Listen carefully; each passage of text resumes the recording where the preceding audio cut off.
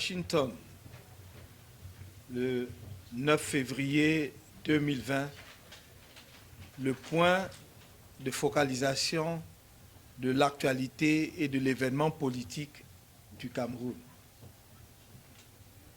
Ce n'est pas courant qu'un dirigeant politique puisse rencontrer un tel accueil de ses compatriotes. Ce n'est pas courant que l'on puisse sentir une telle chaleur. Et je voudrais ici dire combien nous sommes reconnaissants à la fois aux organisateurs et à nos compatriotes qui ont fait le déplacement parfois sur de longues distances pour être présents hier. Ma présence ici aux États-Unis, je vous l'ai déjà indiqué, notre présence, parce que je ne suis pas seul. Je vois là mon frère et ami, M. Christian Penda Ekoka. Les autres ne sont pas là. On aurait pu être encore plus nombreux dans cette délégation, n'eût été les difficultés d'obtention de visa pour certains membres de notre délégation qui sont restés en Europe. Je pense en particulier à Sa Majesté Bilo Aefa, à Maître Mispa Awassoum, qui est la présidente des femmes du MRC, qui n'ont pas pu obtenir leur visa. Donc, n'eussent été ces difficultés, ils auraient été ici avec nous.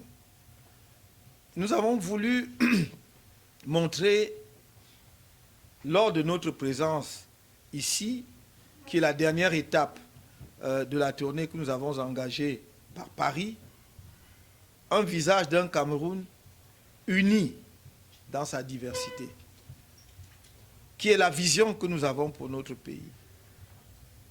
Un Cameroun rassemblé autour de l'idée que nous voulons bâtir une république nouvelle, une nation nouvelle, prospère, mais dans l'idée que la prospérité collective doit être partagée. Donc je suis venu ici, nous sommes venus, disais-je, d'une part, pour exprimer à votre endroit notre gratitude pour le travail extraordinaire que vous avez fait. À partir de 2018 déjà, par votre intérêt pour la campagne électorale présidentielle, mais surtout après, pendant les 9 mois de notre détention. Vous avez montré que la diaspora camerounaise n'est pas ce conglomérat de gens désintéressés de ce qui arrive à leur pays ou qui se positionnent comme je ne sais quelle sorte d'adversaire, voire d'ennemis par rapport à ceux qui ont en charge la conduite des affaires du Cameroun, mais qu'il s'agit d'une diaspora désormais, je ne dirais pas consciente, vous n'avez jamais été inconscient, mais une diaspora déterminée à apporter sa contribution, et toute sa contribution à la construction du Cameroun nouveau pour lequel nous travaillons et pour lequel nous devons continuer à travailler ensemble.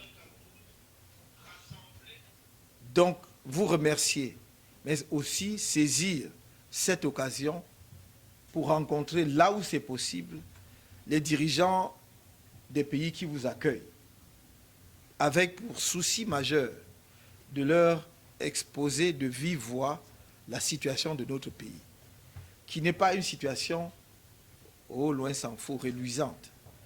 Nous faisons face au Cameroun aujourd'hui à des crises multiples, crises humanitaires, illustrées d'abord par le conflit contre Boko Haram dans l'extrême nord du pays, mais amplifiées et soutenues par la tragédie qui se joue dans les régions du nord-ouest et du sud-ouest. Je ne vais pas revenir sur le tableau sombre. Tout ce que nous pouvons dire, c'est que nous devons y mettre un terme rapidement. Il me semble que nous sommes arrivés à un point au Cameroun où nous avons besoin d'un sursaut national. Nous sommes à une phase de l'histoire de notre pays où on doit pouvoir mettre de côté même les chapelles politiques pour nous ressaisir et dire qu'est-ce qui nous arrive. Comment se peut-il que un des pays phares de l'Afrique, au cours des années 60, 70, 80, soit aujourd'hui à la traîne, pire, en pleine déliquescence, non pas seulement économique et sociale, mais dans son tissu social. On a réussi à fractionner même les lions indomptables. Et ça, ce n'est pas acceptable. Nous sommes là pour dire donc, réveillons-nous, ressaisissons-nous, remettons notre pays sur les rails. Il sera toujours temps de faire la politique politicienne si on veut. Mais la situation est grave. Et que l'on ne vous trompe pas.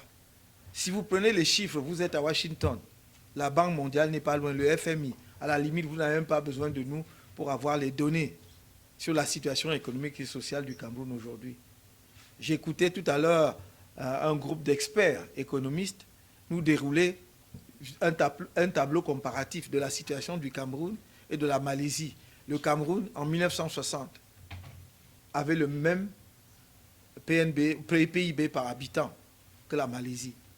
Aujourd'hui, je crois que je n'ai plus retenu les chiffres, mais le PIB de la Malaisie est multiplié, est 10 fois, ou si je ne sais plus combien, 17 fois le PIB du Cameroun. 17 fois. La Corée du Sud, pareil. Donc, sans même espérer être au même niveau de développement que ces deux pays, nous aurions dû au moins préserver ce que nous avions dans les années 80, à la fin des années 80. Mais même cela, nous ne l'avons plus. Donc ce n'est pas, je ne sais quelle sorte de critique vaine, critique pour la critique, que l'on s'attaque à ce que le régime actuellement en place fait au Cameroun. C'est un désastre. Et je crois qu'eux-mêmes, je ne sais pas, il va falloir qu'à un moment donné, ils se secouent un peu pour se réveiller. Et pour réaliser qu'ils sont en train de mener le pays à la catastrophe. Ça n'est bon pour personne. Que l'on ne vous trompe pas en parlant de « je suis originaire de » non, c'est tout le Cameroun qui souffre. Quand vous allez à l'hôpital, on ne fait pas de distinction. Quand j'ai entendu ces fumisteries de tribalisme ou d'ethnisme, je me suis dit où on est. Lorsque vous allez à l'hôpital, vous demandez le nom de l'infirmière ou son identité, vous remettez votre santé entre ses mains. Il ou elle peut être originaire de n'importe quelle région. Mais on veut vous faire croire que désormais, vous devez savoir d'où vient l'infirmier ou l'infirmière ou le médecin, pour être sûr qu'il vient bien de votre région et que votre santé donc sera sauve. Ça n'a pas de sens. Si vous faites un accident dans la rue, vous savez, celui qui va vous ramasser ou relever, non, vous n'en savez rien. Donc arrêtons cette absurdité. Comme je l'ai dit hier, personne d'entre nous n'a choisi de naître là où il est né. Et avant d'ouvrir nos yeux, nous découvrons que nous sommes nés dans un coin du Cameroun ou dans un coin de la planète. On aurait pu naître au pôle Nord ou ailleurs. Ce qui importe, c'est de regarder chaque être humain avec le respect qui lui est dû en tant qu'être humain, de respecter sa dignité. Et si vous avez des griefs contre lui, d'avoir ces griefs sur la base de son comportement et non pas de préjugés grégaires. Il n'y a pas de communauté parfaite. Il n'y a pas de pire communauté dans l'absolu. On trouve ce qu'il y a de bien et de meilleur dans toutes les communautés humaines. Et seul cela doit guider notre comportement vis-à-vis des autres. Le jour où nous allons comprendre cela et que nous allons nous mobiliser en tant que collectivité nationale exceptionnellement dotée du point de vue des ressources humaines, alors je vous ai dit, nous aurons 10 ans pour changer la face du Cameroun, pas plus. 10 ans, vous ne reconnaîtrez plus le Cameroun. Je le dis parce que nous travaillons là-dessus tous les jours. Dès le premier jour J1, lorsqu'on sera en capacité de gouverner le Cameroun, vous verrez qu'on déroulera le programme. On n'arrivera pas pour tâtonner, pour demander par quel bout on commence. Donc je voudrais que vous soyez confiants pour terminer, que vous soyez confiants, que personne ne vous fasse douter. Nous allons passer encore par des moments difficiles, parce que évidemment, ceux qui sont, comment dirais-je, tirent avantage de la dictature, de l'absence de vision, vont tout faire pour ne pas perdre des privilèges. J'allais dire, c'est tout à fait dans l'ordre naturel des choses. Mais nous devons être conscients de cela et organiser justement le combat politique en conséquence. Ce dont vous devez être sûr, c'est que ça peut encore durer, ça peut être encore difficile, mais nous allons atteindre le but. et rien ne nous divertira par rapport à cet objectif. Pour construire un Cameroun nouveau, bon pour tout le monde, y compris pour ceux qui le détruisent aujourd'hui. C'est cela notre engagement et c'est ça notre vision du Cameroun.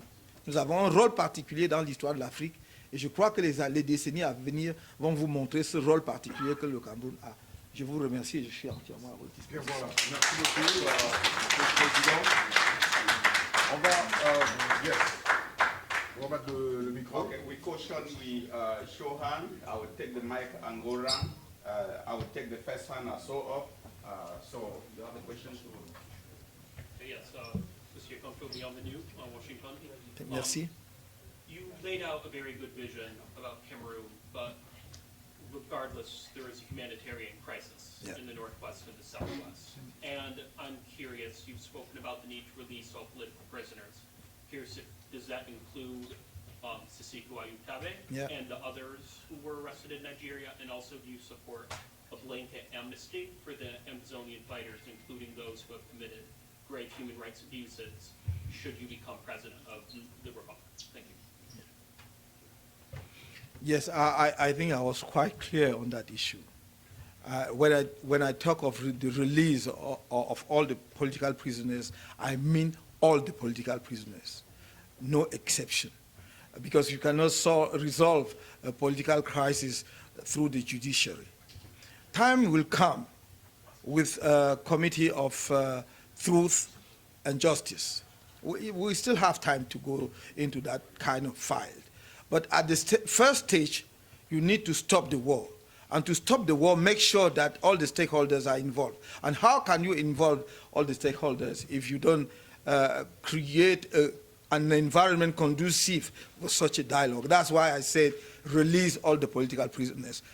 If you want to start with the judiciary, then you'll have some military also going through the judiciary. You'll not just pick up some members of armed group because they committed crime. I'm not saying they didn't commit any crime, but that's not the issue. The issue is how do you stop the war and how do you move from there to build a long-lasting solution for the Northwest and Southwest. And that it is my commitment. Our commitment is that should we have in the coming weeks, months, or years, the position of ruling the country, we will give a chance to peace. And for me, releasing all the political prisoners is giving them the chance to go and see their families. Some of them do not have any family anymore.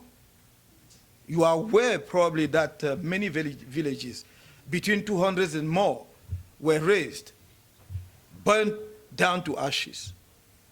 You need these people to go back to their villages and see if they still have their grandparents and so on. They are human beings. And let them make consultation among themselves, have a position, designate their own representative for an inclusive dialogue. And we'll see that if we put our minds and our hearts together, we'll come out with long-lasting solution. That's why we say release all the political prisoners, including Ayutabe, Sisiku, and the others. Okay, thank you very much. Please, whenever you take the microphone, give your name and your newspaper. Okay, that was Max Boney, the first one. The second one here. Okay. Only journalists, please. Only journalists. Good evening, Professor. Good evening. My name is Samuel Mwenga. I'm with Africa Today TV. First, if I may remove my journalist hat and make a comment just as an individual, personal opinion. I think you join a very special class of people among those who struggle to pray to bring independence in their respective countries, in Africa especially. Many have actually paid very dearly, some with their lives, some like you with incarceration, but that's the badge of honor you should wear and take it to the logical conclusion as many of those who survived all those ordeals were able to. Thank you. Now, to ask my question is relating to your boycott of elections, and that is something which is historically, those who have studied all of what that is and what it entails, generally there are two purposes known for a boycott. Yeah. I'm not going to ask you to identify with one of the two purposes, but the question I'll ask is, to what extent you believe this will bring about a different outcome than has been in almost all of the other cases historically that it has been tried and not succeeded. Second question related to that, and to the extent you can share, Yeah. do you have a plan B if indeed the objective you intended to obtain with the boycott are not realized? And the last question I'll ask is, there is been a tendency in Africa that we know. I'm from Kenya. I can speak from experience from Yeah. Kenya and other countries that we know. Leaders who have been in power, once they've tested it, don't want to leave. It's a very long fight. But we have seen an emerging trend whereby those who cannot withstand the pressure anymore, here they have given up and said, okay, you can have some multi-party thing, give power here and there. And most recently, those who really don't want to leave are really trying a very peculiar way to stay in power, and that is to share power among with those who are in opposition, but still remain controlling. To what extent is that an issue that you're looking at, and what are you going to do to address that? Yeah. event? Thank you so very much. I will start with the last question, and then I used to tell my friends, if we succeed in getting into power, my commitment is that we should have limited mandate. If for any reasons you realize that I forgot my commitment, please recall me that it's time to leave. Because, no, seriously speaking, I thought I would have. I wish I had my liberty to enjoy the rest of my life with my family, yes, going tour around the world, or maybe in Caribbean Sea or whatsoever, and do something. I liked, by the way, I like poetry, but I would like to have more time to, No, I don't see myself hanging to power, to prove what? You just take your own share, make your own small contribution, and realize that you are only a human being. And that if they give you 10 lives, still you need more time to develop a country, and you will never achieve or finish the work for the development of a country. Look at the US.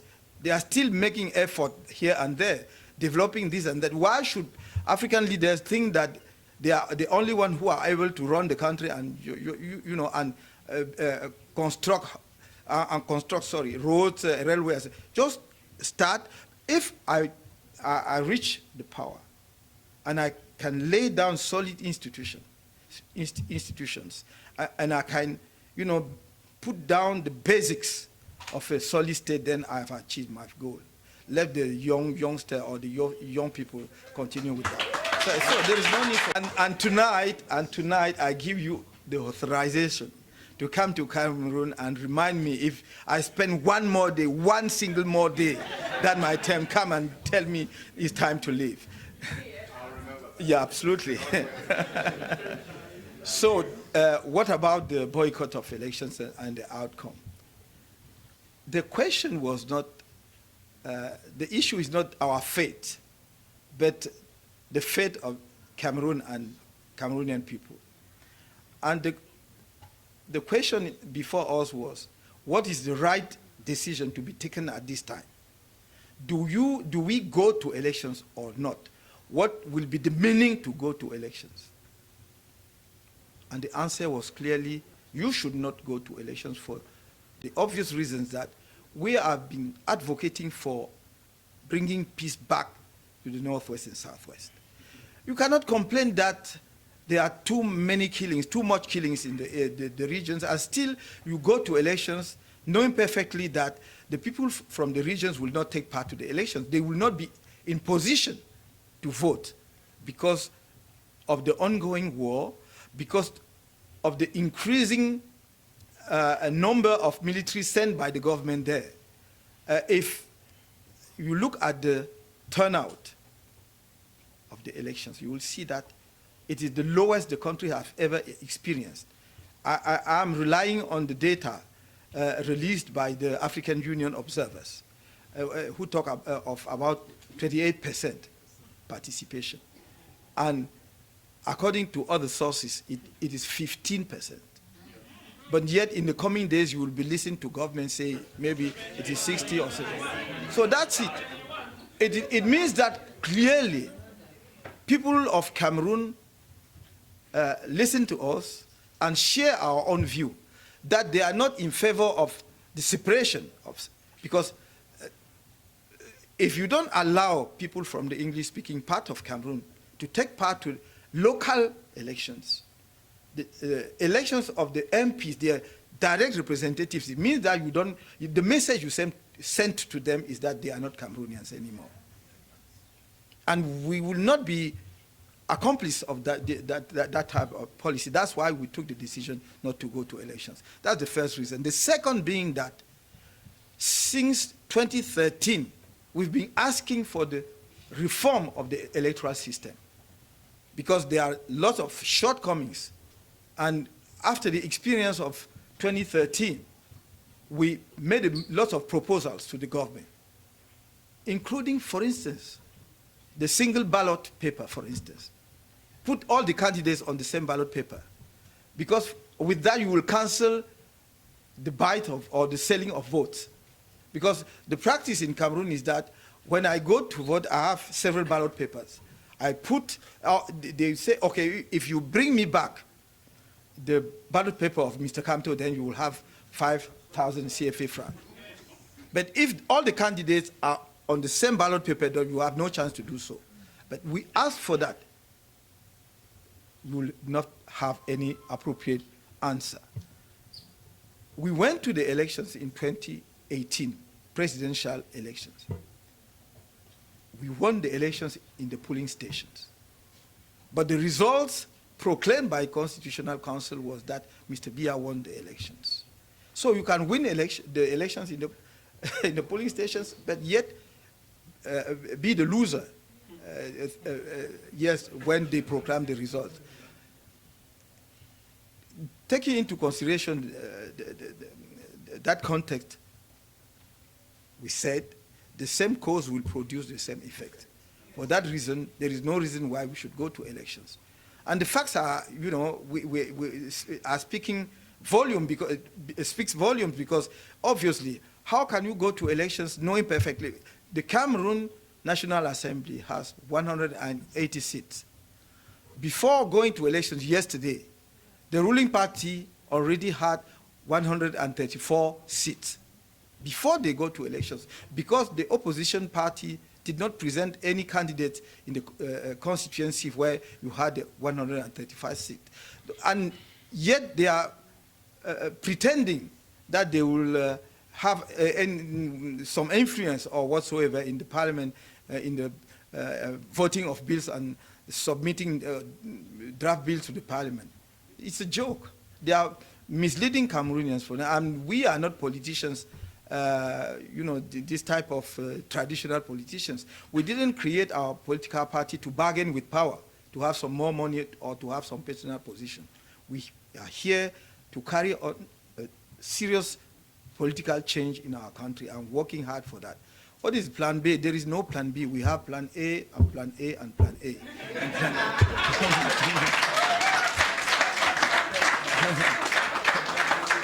And plan A and plan A and plan A is that we'll do whatever it takes to make sure that there is a reform of electoral code and we go to new elections. And we are very confident that we will win the election, whether you call it tonight or tomorrow. We are ready.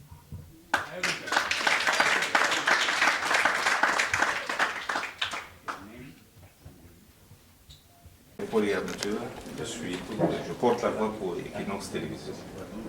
Alors, depuis un moment, vous êtes en tournée. Je voudrais savoir si c'est une opération de charme, une opération de campagne, de communication, pour pouvoir expliquer, n'est-ce pas, des choses que vous avez, des décisions prises, n'est-ce pas, au sein de votre parti, que vos militants, vos sympathisants n'ont pas pu bien comprendre, ou alors vous avez un calendrier bien précis. Merci. Toute action politique est toujours tout cela à la fois. C'est à la fois une opération de charme, C'est en même temps une opération d'explication et à la fois un calendrier que vous mettez en œuvre. Sinon, ce n'est pas une politique sérieuse. Oui, opération de charme, parce que nous voudrions convaincre et avoir avec nous, de manière durable, la diaspora camerounaise. Parce que nous ne voulons pas que votre réaction soit simplement ponctuelle et émotionnelle par rapport à notre détention, mais que vous compreniez et partagiez le sens du combat que nous engageons pour notre pays et adhérer à la vision que nous proposons au peuple camerounais. Donc c'est une opération de charme.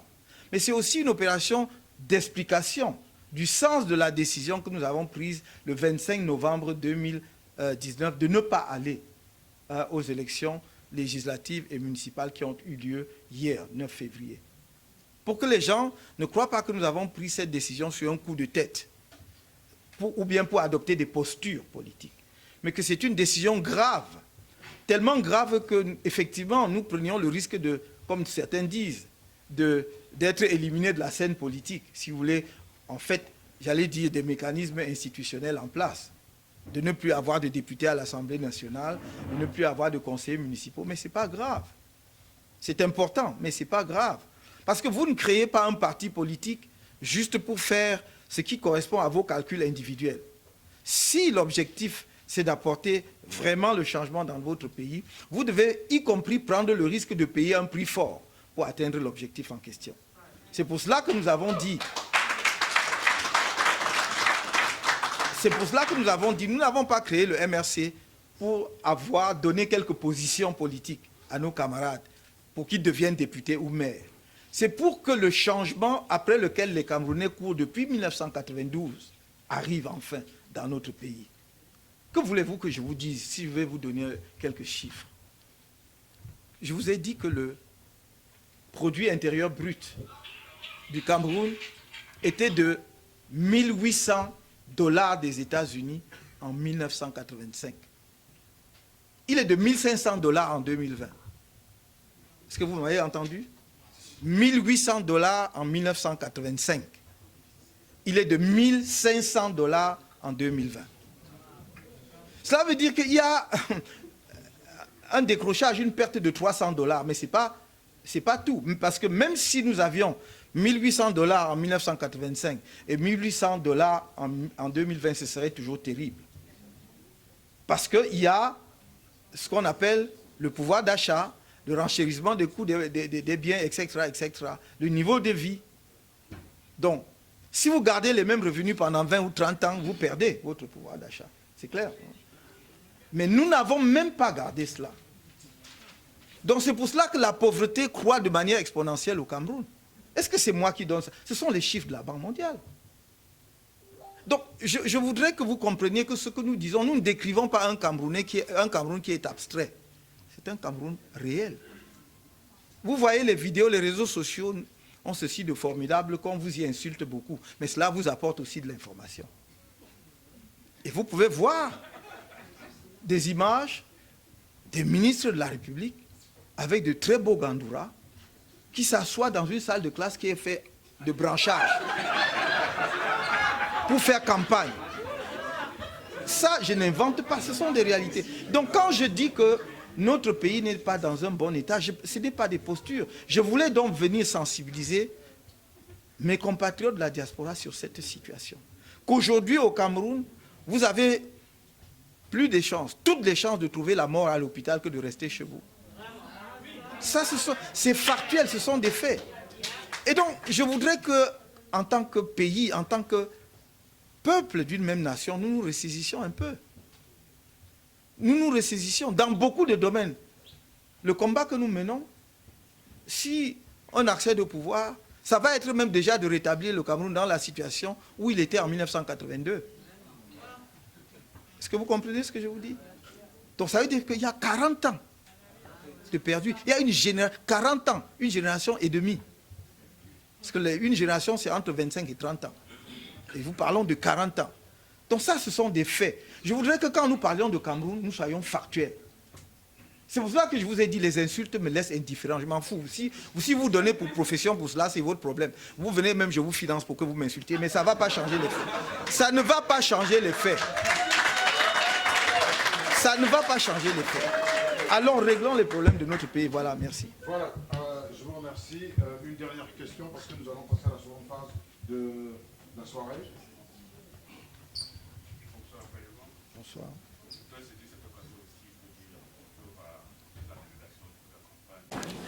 Je suis docteur Acheville et j'interviens comme consultant à Mondial 2 Africa. J'ai deux questions à votre intention. La première question, je veux partir de vos analyses, de vos positions. Vous avez dit à plusieurs reprises que vous êtes un homme de dialogue, que vous souhaitez avoir un dialogue inclusif. Vous avez dit à plusieurs reprises que toute guerre s'achève autour d'une table, c'est-à-dire dans le cadre des négociations, d'un dialogue. Ce qui suppose des concessions et des compromis de part et d'autre. Dans le contexte du Cameroun actuel, que ce soit politique, que ce soit social, quel est le compromis, quelle est la concession que vous êtes disposé à faire? Il faut être plus concret. Dans des pays comme le Kenya, dans des situations exactement comme celles que nous vivons au Cameroun, on est passé par ce qu'on a appelé le gouvernement de coalition. Est-ce que le président Kamto, avec toute sa coalition, serait prêt à entrer dans un gouvernement de transition, pas de coalition, un gouvernement de transition qui impliquerait toutes les composantes politiques et sociales du Cameroun, ne serait que pour abréger la souffrance des Camerounais et fixer ce jour J pour le décollage du Cameroun? Ça, c'est ma première question. Ma deuxième question va aller au global, à l'international. Et je sais que vous êtes bien à l'aise là-dessus. Quand on a compris et a étudié tous les discours sur la promotion de la démocratie par la communauté internationale, la question qu'on se pose quand on voit nos différents pays, c'est de savoir si nous sommes concernés par ce discours sur la promotion de la démocratie. Parce que quand nous voyons des exemples, prenons seulement l'Afrique centrale que nous tous nous connaissons bien, on a l'impression que c'est des petits îlots confiés à des dictateurs qui ont le droit de vie et de mort sur leur population. On a plutôt l'impression d'être sceptique sur l'apport réel et la volonté réelle des puissances occidentales de promouvoir la démocratie dans nos pays.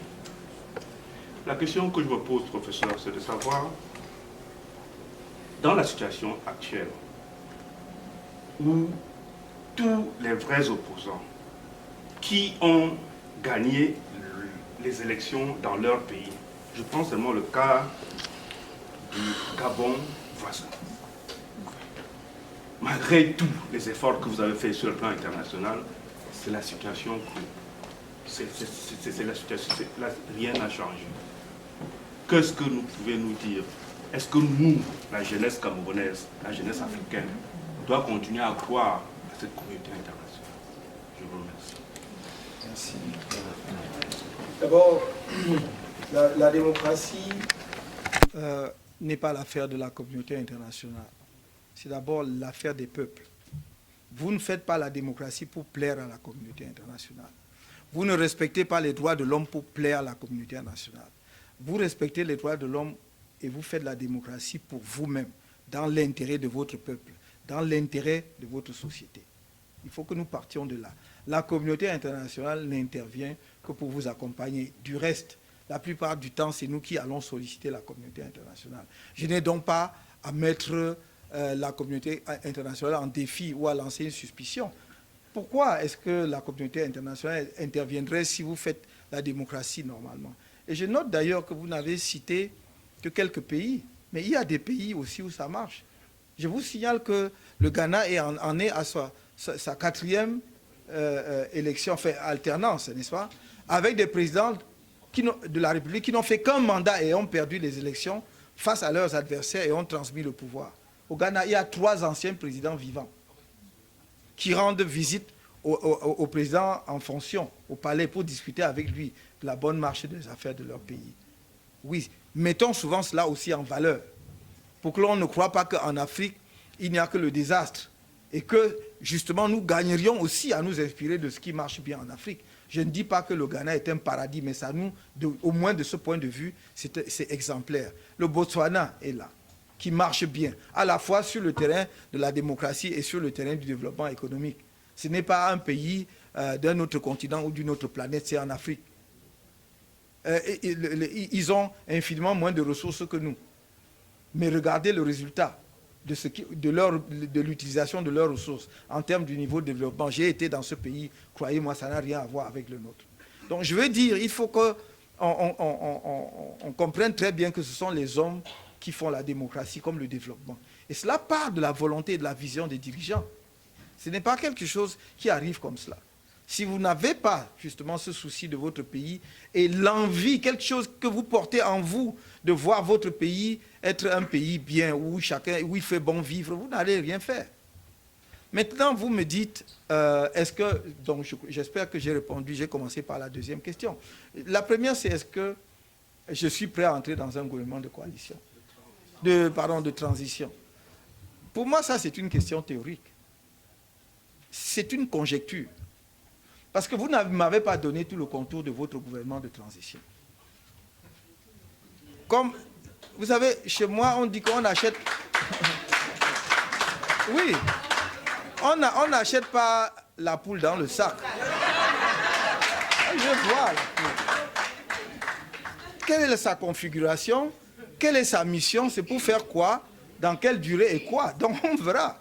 Maintenant, si vous dites le gouvernement de transition, est-ce que vous avez déjà vu que ceux qui sont en place, dans le régime en place, le pouvoir en place, a déjà fait la moindre... Est-ce que ça lui traverse même l'esprit? Vous voulez faire votre gouvernement avec qui? Donc vous faites de la spéculation et des conjectures. Est-ce que vous avez déjà appris qu'ils ont tenté d'approcher qui que ce soit avant que l'on ne refuse? Ils ont seulement construit un mensonge, une idée farfelue en disant que j'ai écrit pour demander qu'on me libère. Mais depuis que j'ai dit que je n'ai jamais fait quelques démarches, est-ce que quelqu'un a démenti?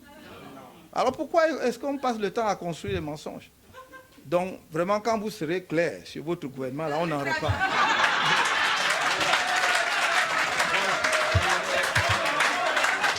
Je vous remercie, mesdames et messieurs, comme je vous l'ai annoncé avant l'arrivée du président, nous avons terminé avec cette conférence de presse. Nous demanderons donc à toute l'assistance en dehors de M. Pedaifoka et M. Nzonga que j'ai cru voir de rester assis. Thank you very much, ladies and gentlemen, to being here. You can now go outside of the while I will take some few reactions.